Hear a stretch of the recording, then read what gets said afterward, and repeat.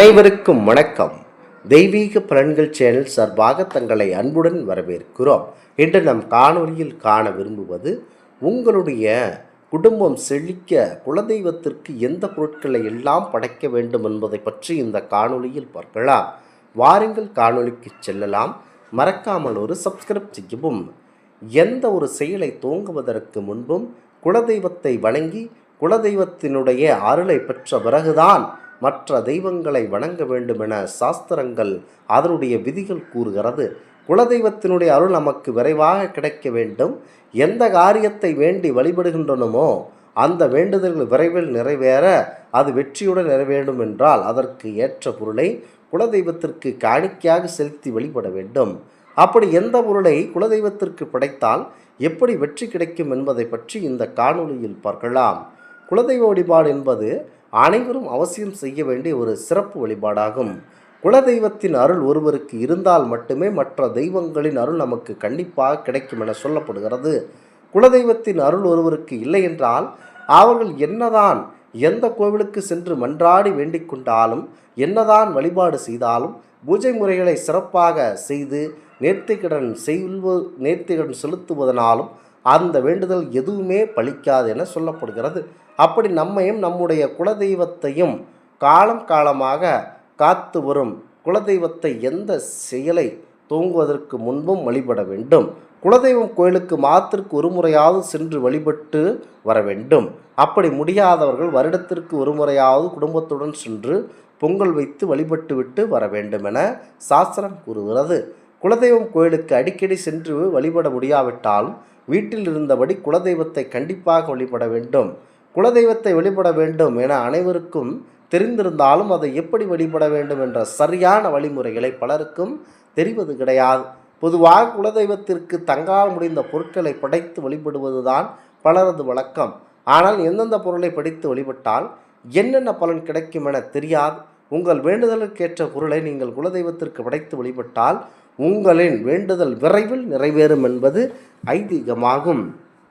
குறிப்பாக குலதெய்வத்திற்கு தேங்காய் வைத்து வழிபட்டால் தடைகள் நீங்கும், புதிய தொழில்கள் நமக்கு கிடைத்து அதிகப்படியான பணவரவு அதிகமாக கிடைக்கும். அடுத்ததாக குலதெய்வத்திற்கு வாழைப்பழம் படைத்து வழிபட்டால் குடும்பத்தில் ஒற்றுமை அதிகரிக்கும், நல்ல செய்திகள் அதிகமாக வரும். வாழையை வைத்தால் அனைத்தும் நாம் சந்தோஷமாக வாழ முடியும்.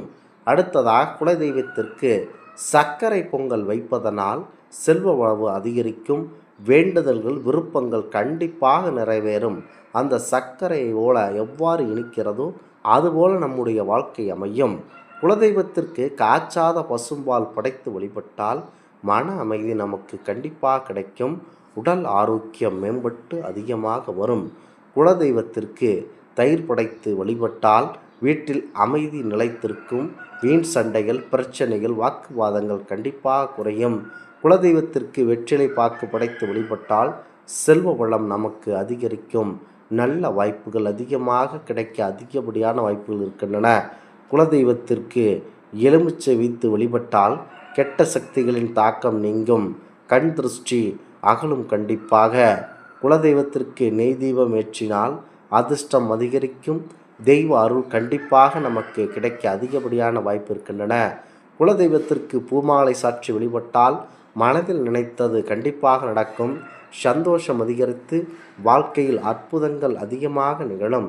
குலதெய்வத்திற்கு பல வகையான உணவுகள் சமைத்து படையல் போட்டு படைத்தால் பெரிய புண்ணியம் கிடைக்கும்.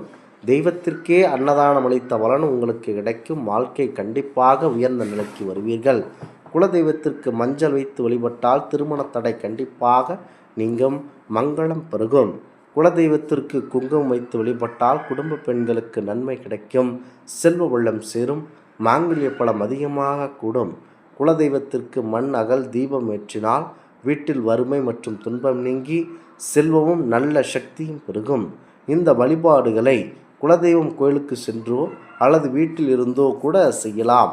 உங்களுடைய பிரச்சனைகள் தீர்வதற்காக வீட்டில் குலதெய்வத்திற்கு இந்த பொருட்களை படைத்து வழிபட்டு வாருங்கள். அந்த பிரச்சனை தீர்ந்துவிடும். வேண்டுதல் கண்டிப்பாக நிறைவேறிய பிறகு குலதெய்வம் கோயிலுக்கு நேரில் சென்று தரிசனம் செய்து வாருங்கள். உங்களுக்கு நல்லபடியான வாய்ப்புகள் கண்டிப்பாக கிடைக்கும். குறிப்பாக குல தெய்வத்தினுடைய அருள் பரிபூரணமாக கிடைக்க வீட்டில் செய்ய வேண்டிய வழிபாட்டு முறைகள் மற்றும் படைக்க வேண்டிய சிறப்பான பொருட்களை தெரிந்து வைத்து கொள்ளுங்கள். இலுப்பை எண்ணெய் வெள்ளிக்கிழமை பிரம்ம முகூர்த்த நேரமான அதிகாலை 4:30 மணியிலிருந்து காலை 6 மணி வரை இந்த இலுப்பை எண்ணெய் கொண்டு குலதெய்வத்திற்கு தீபம் ஏற்றுவது மிகுந்த பலனை தரவல்லது. அடுத்ததாக மறிக்குழுந்து. குலதெய்வ வழிபாட்டிற்கு மறிக்குழுந்து பூக்கள் மிகவும் உகந்தவை. குலதெய்வத்தை நினைத்து இந்த மலர்களை சமர்ப்பித்து வழிபடலாம். அடுத்ததாக உருளி. ஒரு சிறிய பாத்திரத்தில் உருளி நீர் அல்லது அரிசி நிரப்பி அதில் வாசனை மலர்களை தூவி பூஜை அறையில் வைப்பது வழிபாட்டின் ஆற்றலை அதிகரிக்கும். நெய்வேத்தியமாக உங்கள் குடும்ப வழக்கப்படி சைவம் அல்லது அசைவம் குலதெய்வத்திற்கு பிடித்தமான உணவுகளை சமைத்து நெய்வேத்தியமாக படைக்கலாம். பஞ்சகவ்ய விளக்கு, அதாவது பசுவின் சாணம், கோமியம், பால், தயிர் மற்றும் நெய் ஆகியவற்றால் செய்யப்பட்ட பஞ்சகவ்ய விளக்குகளை ஏற்றி வழிபடுவது குலதெய்வத்தின் அருளை விரைவாக பெற்றுத்தரும். உங்கள் குலதெய்வ கோவிலுக்கு செல்ல முடியாத பட்சத்தில் வீட்டின் பூஜை அறையிலோ படங்கள் வைத்து மனதார இந்த பொருட்களை கொண்டு வழிபடலாம். வழிபாட்டு முறைகள் மற்றும் காணிக்கைகள் பற்றிய அனைத்தும் நல்லபடியாக நினைக்க அற்புதமான வழிபாடுதான் இந்த குலதெய்வ வழிபாடாகும். குலதெய்வம் நாம் ஏன் வணங்க வேண்டும்? குலதெய்வம் வணங்கி வருவதால் கிடைக்கக்கூடிய நன்மைகள் என தெரிந்து வைத்து கொண்டு செயல்பட வேண்டும். எந்த தெய்வத்தை வணங்குவதாக இருந்தாலும் முதலில் வழிபட வேண்டிய தெய்வம் குலதெய்வம்தான். அனைத்து தெய்வங்களிலும் அனைத்து வாசியும் கொண்டே இருக்க வேண்டுமானால் குலதெய்வ வழிபாட்டை மறக்காமல் செய்து வர வேண்டும். குலதெய்வ வழிபாட்டினை செய்ய செய்ய இஷ்ட தெய்வங்கள், பரிகார தெய்வங்கள் உங்களது வேண்டுதல்களை கண்டிப்பாக நிறைவேற்றுவார்கள்.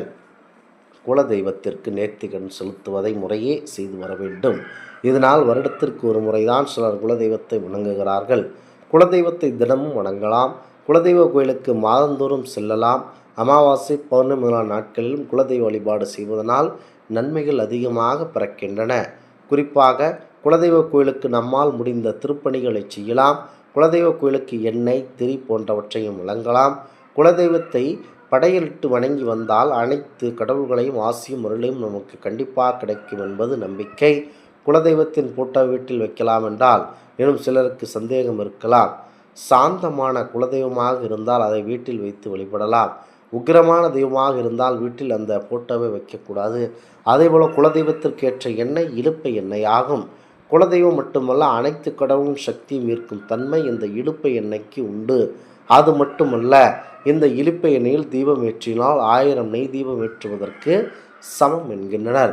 முக்கியமாக சிவன் கோவில்களுக்கு பெரும்பாலும் இலுப்பை எண்ணெயின் மூலம்தான் விளக்கேற்றப்படுகிறது. குலதெய்வத்தின் அருளும் குடும்பத்துக்கு எப்போதும் கிடைக்க வேண்டுமானால் வெள்ளிக்கிழமை பிரம்மமுகூர்த்த நேரத்தில் ஒரு அகல் விளக்கில் இலுப்பை எண்ணெயை ஊற்றி 2 திரியை ஒன்றாக சேர்த்து குலதெய்வத்தின் பெயரை உச்சரித்தவாறு தீபம் ஏற்ற வேண்டும். இப்படி ஒவ்வொரு தீபத்தை ஏற்றுவதனால் முக்கியமாக குலதெய்வத்தின் அருள் நமக்கு கண்டிப்பாக கிடைக்கும். இந்த ஆன்மீக தகவல் உங்களுக்கு பிடித்து இருந்தால் தெய்வீக பலன்கள் சேனலை கண்டிப்பாக சப்ஸ்கிரைப் செய்து கொள்ளவும். மீண்டும் ஒரு நல்லதொரு காணொளியில் உங்களை சந்திக்கிறோம். நன்றி, வணக்கம்.